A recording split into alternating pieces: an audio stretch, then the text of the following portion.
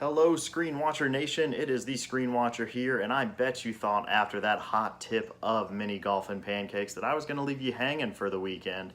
But that is not the case. I actually got home relatively early yesterday, and I got to see a flick today because the weather in Florida, it is glorious and it is raining. So I got to go spend the afternoon at the movies, and I saw Mission Impossible Fallout. So let's go ahead and hop on into that review, shall we?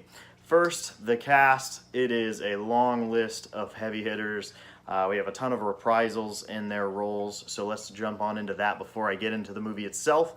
So we have Tom Cruise obviously reprising his role. Without him, Mission Impossible would have ended probably after one or two.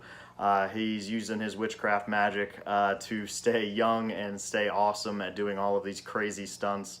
Ving Rhames, Simon Pegg, Rebecca Ferguson, Alec Baldwin, Sean Harris, Michelle Monaghan all reprise their roles from the different movies that they have been in throughout the past.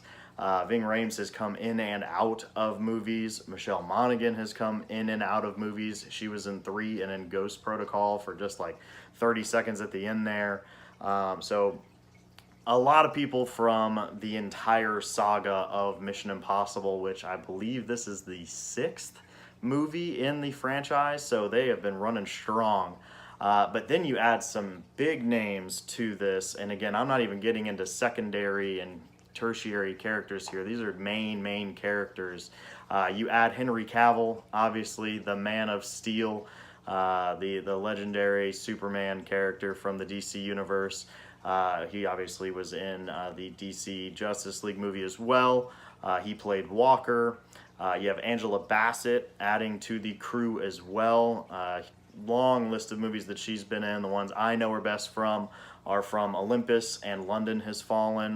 Those two are really fun action movies. She played great in those. She was great in this as well. She was one of the CIA directors. And then you have Vanessa Kirby.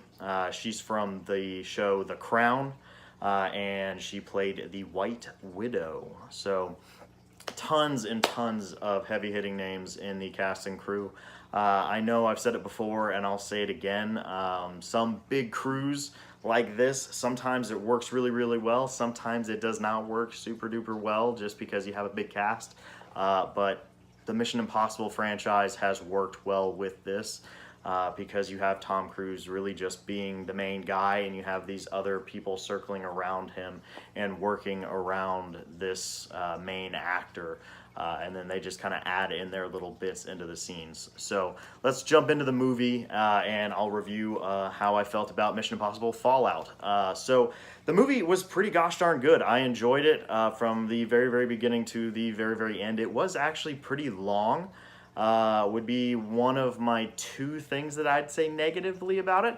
The second thing that I would say negatively about it was that as someone who suffers from getting headaches pretty frequently when you have a lot of motion and a lot of quick cuts and quick things going on in front of the camera, like a lot of Michael Bay films where you have those like lens flares and just things popping in front of you.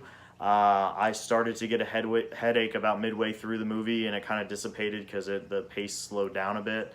But there are a ton of phenomenal fight scenes, which is great. But when you have so many of them packed into one movie, it can get a little cumbersome and overbearing at times to me. So those are my only 2 real qualms that I have with the movie. And since, they call it Mission Impossible, you do have to suspend your belief in reality a little bit.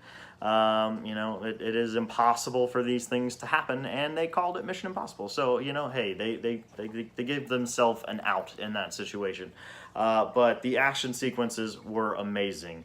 The fight scenes were amazing. The bathroom scene from the trailers was just as good in the actual movie as it was in the trailers. There are a ton of other ones. The helicopter scene was amazing. There were a couple of car chase scenes. There was a motorcycle scene. There's a bunch of chasing action sequences. There's a bunch of hand-to-hand combat sequences. You don't really know who's who for a bit, which has always been Mission Impossible's kind of thing. Which is great. And again, I'm not getting into spoilers here because that's not what I do. I want you to see the movie and tell me what you think about it. But, you know, I really enjoyed it. I've got kind of stale on Mission Impossible. Obviously, you know, Mission Impossible 1 was super great in my opinion, but it did not age well. It's not great when you go back and look at it now. Mission Impossible 2 is just ridiculous. I don't know. I'm not a big fan of it now. Mission Impossible 3, you know, it started kind of coming back, in my opinion. I thought that was a pretty solid flick from start to finish.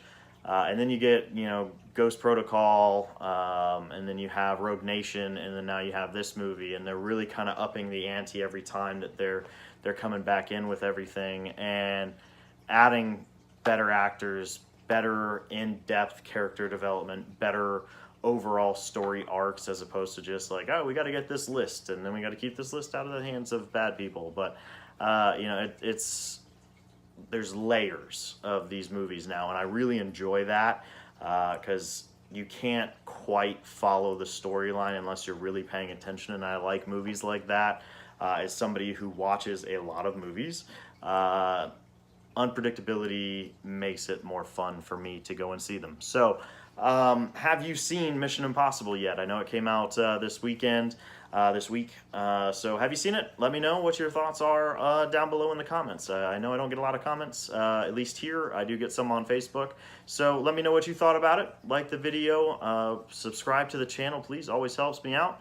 But other than that, that is my review of Mission Impossible. So hopefully your popcorn is always fresh. You always enjoy your day at the movies. I am the Screen Watcher, and I will talk to you all later.